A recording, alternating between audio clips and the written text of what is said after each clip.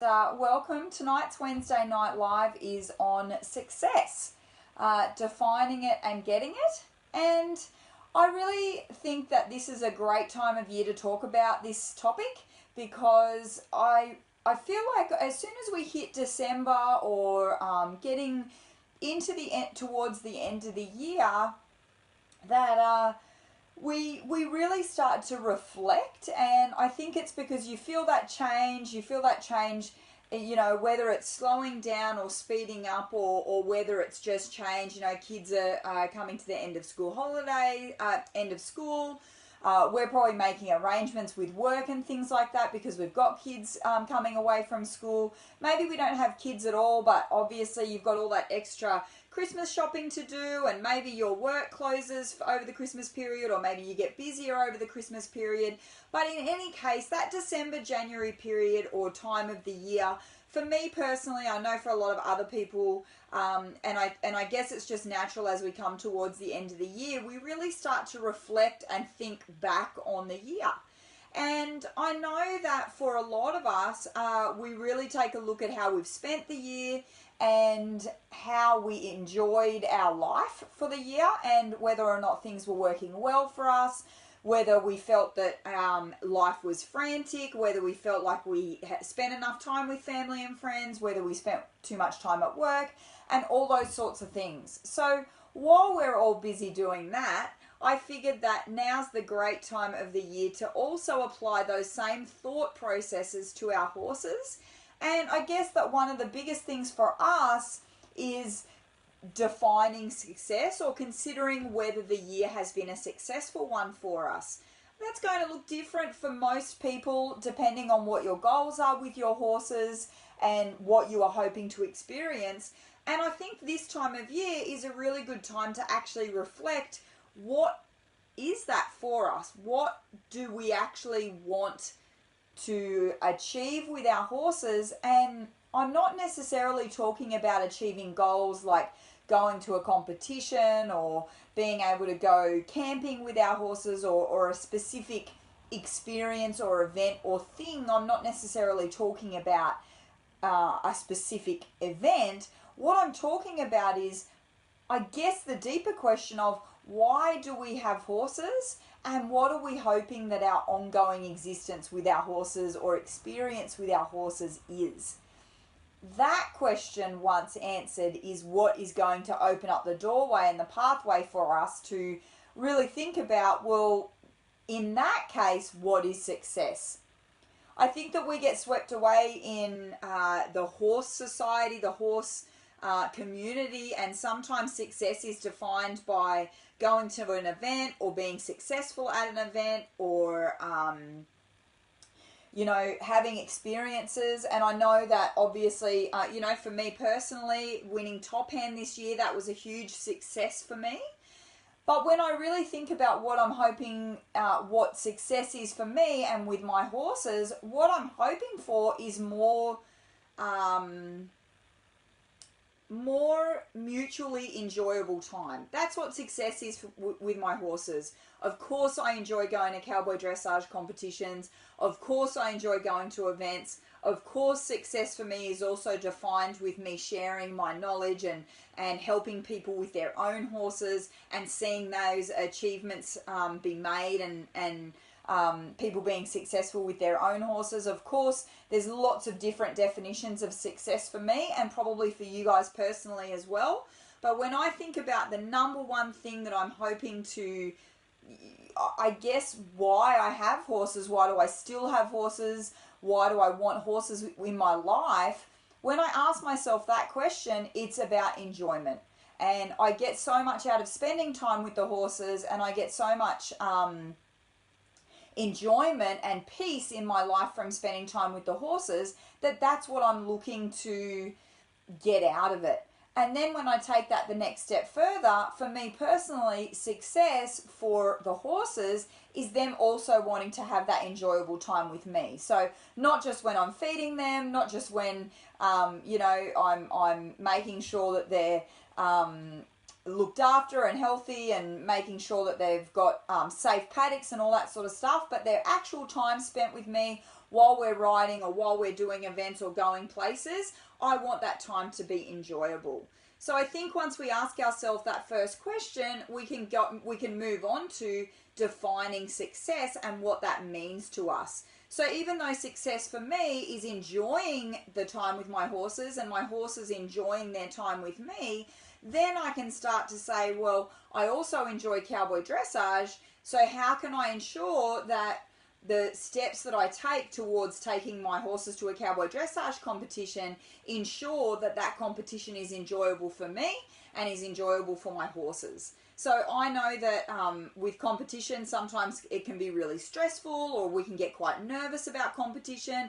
Maybe our horses get nervous about being away from home or away from their friends or in a strange group or surrounded by activity and other horses and things like that. So once we can start to define success as the experience that we're looking for, then we can translate it to the event and say, well, how can I take steps towards making that event successful for me and my horse, making it successful for me and my horse. So if I look at that and I think, well, you know, I know Cooper would be fine at a cowboy dressage, and I know Boogie and Squizzy would be fine, but Galliano hasn't been out very much. So if I want to take Galliano out, I need to start taking steps towards getting Galliano comfortable with all of those things that are going to happen at that event and within that experience. So that leads us on to number 2, which is breaking it down into small bites. So number 1, ask the question, what are you wanting to get out of having horses? Number 2, the answer to that question is going to allow you to define success for you and really hone in on what success is for you without thinking about societal or community pressure. I meet a lot of people that go to, for example, dressage competitions or eventing competitions, and they get horses later on in life because they had horses when they were teenagers, and now they find themselves going to dressage competitions, and then they think, you know, I get stressed, it's not an enjoyable experience for me, my horse plays up all the time, and they've really got to step back and think, why am I trying to be successful using the measuring stick of my 18-year-old self instead of creating a new measuring stick and really honing in on what success means to me? So number 2 is defining success, and then number 3 is breaking it down into small bites. So that's the goal setting part of it. What are you wanting to achieve with your horses? What is going to help you define that success? So is it a competition? Is it an experience? How are you going to tell if you've gotten there? If you're saying to me, you know, I want the same as you, Tanja. I want to enjoy my horses and I want my horses to enjoy me. Then, okay, well, what makes you happy? Being out on the trail, or does that terrify you? Going to the beach, or no, I don't like the beach? Or going camping with your friends, or no way, I don't want to go camping? Or, you know, going to an event, going to a competition, learning more, developing your knowledge and education. Maybe that's where you thrive. Maybe you just want to be a clinic junkie or a lesson junkie and go to lessons and go to clinics and just develop yourself and your horse personally without having to put it on a competition stage. There's lots of different success looks different for everybody, and there's lots of different things that can be defined as success, and you're the only person that can answer that question for you and your horse personally. So breaking it down into small bites and really nutting out, what is it that I need to do to achieve this and help my horse and myself be comfortable within it? Is it about planning? Is it about having more time off? All that sort of stuff. So that brings us to the planning part. Once we've decided what success means for us, and once we've decided all the little steps along the way, then we have to actually take the time to actually achieve it. So I'm sure that many of us are sitting there right now thinking, 2018 for me, I didn't spend near as much time with the horses as I wanted, and life got in the way, and I just didn't spend enough time. Or maybe I had the time but I chose to spend it somewhere else. Or maybe I had the time but I feel like I wasted it. I feel like I was, you know, working my horse too hard, and we ended up being at loggerheads with our riding sessions instead of really trying to invest in the relationship. Maybe I didn't stretch myself far enough. Maybe I feel like I put too much pressure on us as a combination. looking back over the year is going to help you figure out what areas you could have taken time from. So I am very careful about using the word take and not make. You cannot make time. Everybody gets 24 hours in the day. We can't make any more. You have to take the time away from other things. So if you've been on Facebook, and I've got this really funny thing. I was about to pick up my phone, but obviously I'm using it to record. I don't know about you guys, but I don't know if it's the latest update that this has occurred, but I've noticed over the last couple of weeks, my phone's been starting to tell me about my screen time. So my phone's been saying X amount of time on the screen, and this was on Facebook, and this was on Google, and this was reading, and this was this, and this was that. And I find it really interesting and probably really powerful when our phone can start to tell us, well, this is how much time you're spending on Facebook. And I can think to myself, well, hey, instead of being on Facebook, I could be watching a training DVD. I could be doing an online course. I could be out in the paddock with my horses. I could be, reading a book. I could be doing any number of things instead of being on Facebook and just getting into that habitual scrolling all the time. Or maybe your screen's going to tell you you've been reading all these articles. It's brilliant. Maybe you don't need to change anything. It's all about reflecting and going back and deciding whether or not you felt like you had enough time, you used it wisely, or you didn't. Embracing the journey is something that I think we all need to give ourselves permission to do. And what I mean by that is we get destination addiction. So even now we're talking about success and what defines success for us. We talk about goal setting, and we talk about creating bite-sized pieces in order to enable us to achieve these goals.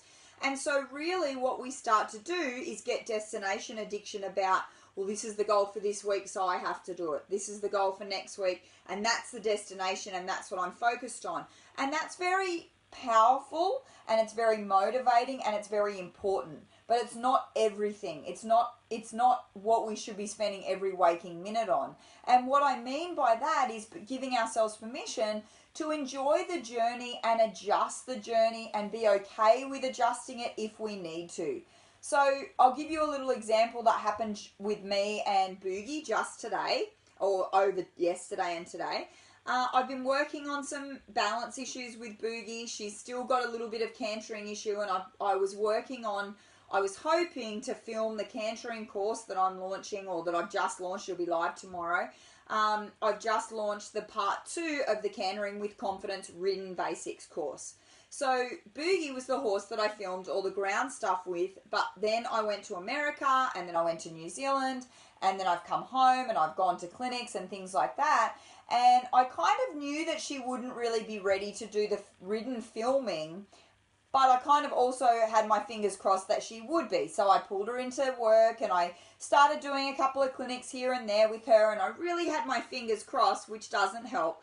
And I was really hoping that it'd work for her. So I went ahead and tried to do a few cantering things, and the first module, the first lesson, which is building the cue, we filmed that, and that worked really well. And then when we got to refining the transition, it all kind of went downhill from there. She got a bit discombobulated, she got a little stressed, and I immediately pulled the pin and thought, no, I can't do the filming with her. So I went and got Cooper, and I've completed the filming, and that's all fine. The course is still going to be launched on time.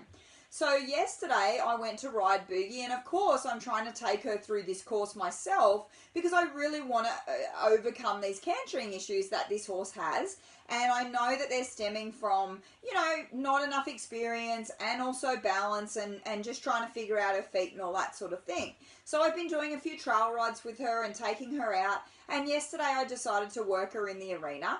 And everything was going really well until I started trotting and cantering, and she's starting to get she's a really smart little mare, so she kind of anticipates what it is that we're going to do, and she was anticipating that we were going to canter.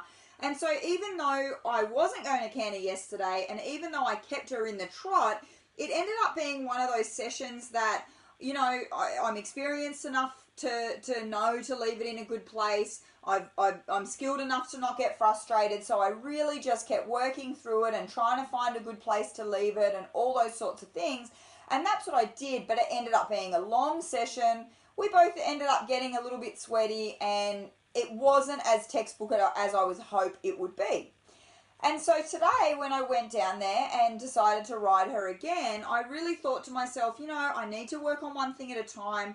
Let's just see where today's lesson takes us. I'm not going to worry about yesterday. I'm not going to bring yesterday to the arena today. And Boogie did. She sort of, I got on her and she was like, oh, yep, I know we're going to do this stuff. And I was like, whoa, whoa, whoa. And I took her back even further. And I said, let's just walk. Let's just walk on a loose rein. Let's just do this. And anyway, after a few minutes, she really settled into the walk and I was able to pick her up and do a few suppling things and a few strengthening things. And she got really light and she got really soft and she started to bend to the right, which is her troubled side. And she really came back to me. She really came to the party. She really came into what I was trying to ask her to do. And I ended up having a really big smile on my face. She ended up having a really big smile on her face, figuratively speaking. And we had a really enjoyable session.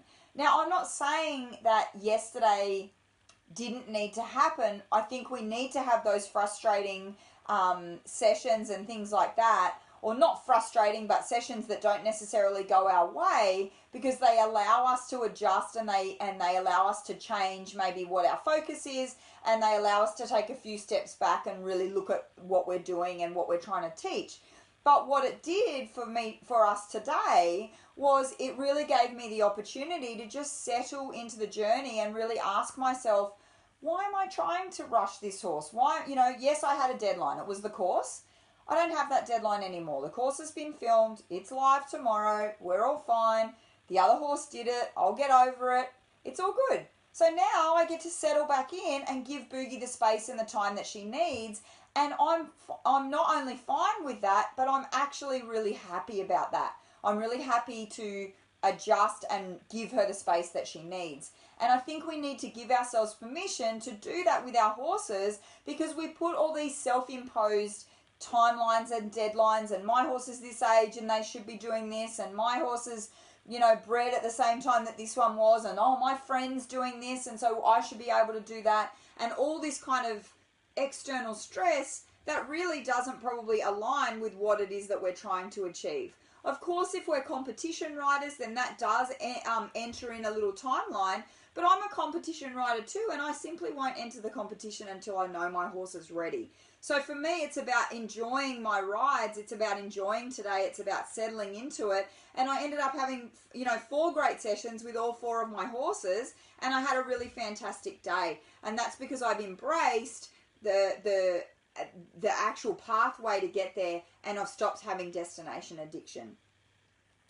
The final thing that I wanted to say about success, defining it and getting it, is sticking to what you know that you want to achieve. So, if your goal or your dream is to ride confidently bareback and bridleless, then stick to it. If your dream is to ride in a dressage competition, then stick to it. Don't allow external pressures or people or yourself or reading a book or reading a post on Facebook allow you or cause you to deviate from that path.